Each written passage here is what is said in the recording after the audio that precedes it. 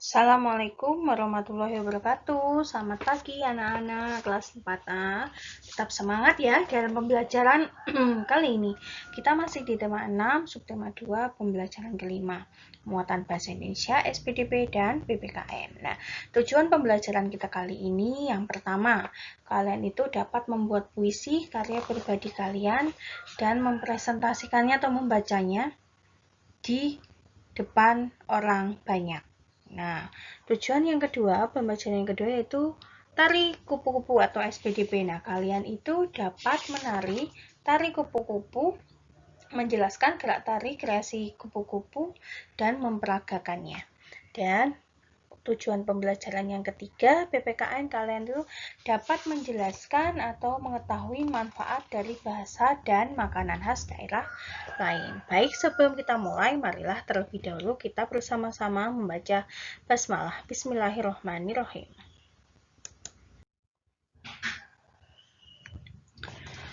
Nah, muatan yang pertama yaitu bahasa Indonesia.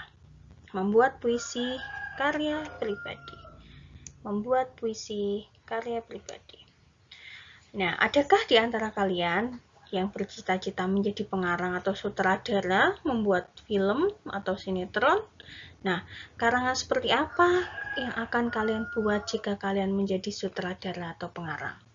Ada yang punya cita-cita seperti itu? Nah, jika ada, jadi seorang pengarang itu merupakan pekerja seni sastra tulis ya.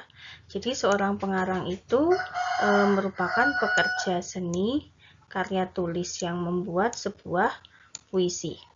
Nah, perhatikan kembali ciri-ciri puisi. Nah, yang pertama, berisi imajinasi dan pendapat pengarang tentang suatu kejadian. Yang kedua, dirangkai menggunakan kata-kata yang indah. Yang ketiga, kata-kata yang digunakan memiliki makna. Dan yang keempat, menggunakan kalimat yang pendek dibandingkan dengan karangan lain. Jadi saat kalian mau membuat puisi, itu kalian harus mempunyai imajinasi dan pendapat kalian tentang suatu kejadian. Misalnya kalian akan membuat puisi tentang pantai. Jadi kalian punya imajinasi atau pendapat tentang kejadian tentang pantai tersebut apa saja. Yang kedua, dirangkai menggunakan kata-kata yang indah atau positif, tidak boleh yang negatif. Yang ketiga, kata-kata itu digunakan, kata-katanya itu mempunyai makna atau memiliki makna dalam puisi tersebut. Yang keempat, kalimatnya itu yang pendek dibandingkan dengan karangan lain. Nah, agar kalian lebih paham lagi, silahkan ya anak-anak kerjakan tugas ini. Silahkan anak-anak membuat puisi. Kirim video kalian saat membaca puisi. Ingat ya, video bukan voice note. Kirimkan ya ke Bu Puri. Muatan yang kedua, SPDP. Menjelaskan gerak tari kreasi kupu-kupu.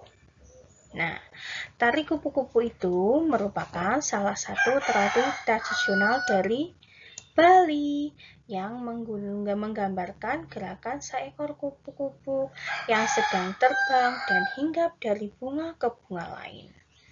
Ya, biasanya tari kupu-kupu itu kostumnya berwarna-warni seperti kupu-kupu yang indah. Jadi dia kostumnya itu berwarna-warni.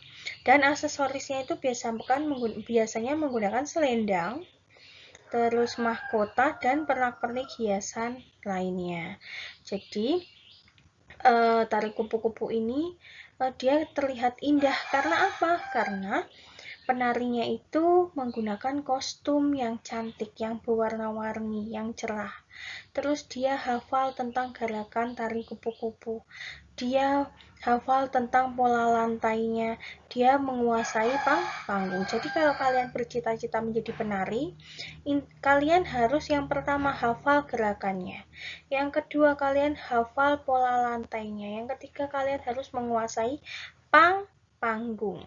Jika tarinya itu menggambarkan kegembiraan, kalian juga harus senyum, tidak boleh merengut. Tapi kalau tarinya itu menggambarkan kesedihan, kalian juga wajahnya juga harus, ekspresinya juga harus kelihatan sedih agar penonton itu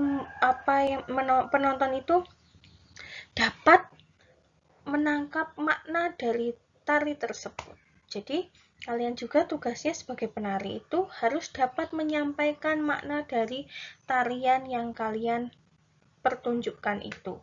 Ya, intinya itu harus hafal koreonya, harus hafal pola lantainya, harus menguasai panggung, kostumnya juga harus cantik, ekspresinya juga harus bisa. Jadi seperti itu. Nah, tugas anak-anak, silahkan anak-anak menari tari kupu-kupu.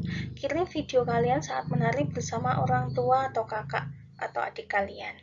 Boleh memakai aksesoris seperti selendang atau mahkota, atau misal nggak ada selendang, minjem jilbabnya ibumu yang pasmina boleh. Terus memakai mahkota boleh, yang laki-laki misal bikin mahkota dari daun boleh, silahkan tambah kreatif. Kirim videonya ke Bu Puri ya.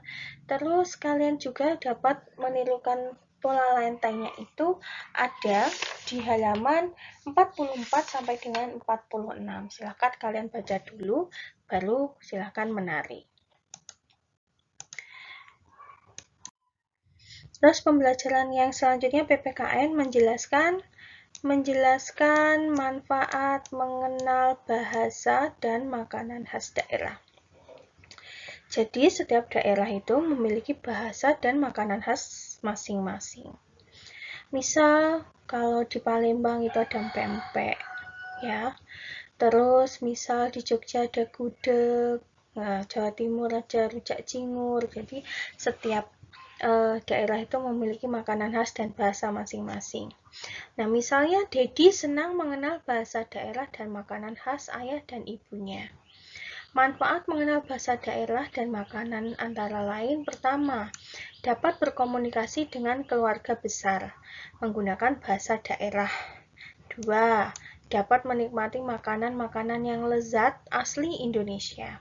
Yang ketiga, dapat mempromosikan dengan baik makanan khas daerah asal kepada orang lain karena sudah tahu kelezatan makanan tersebut. Yang keempat, lebih menghargai keragaman di sekitar kita. Jadi ini ya manfaat mengenal bahasa dan makanan khas daerah lain. Jadi tidak boleh mengejek bahasa maupun makanan khas daerah lain. Semuanya itu lezat, semuanya itu nikmat.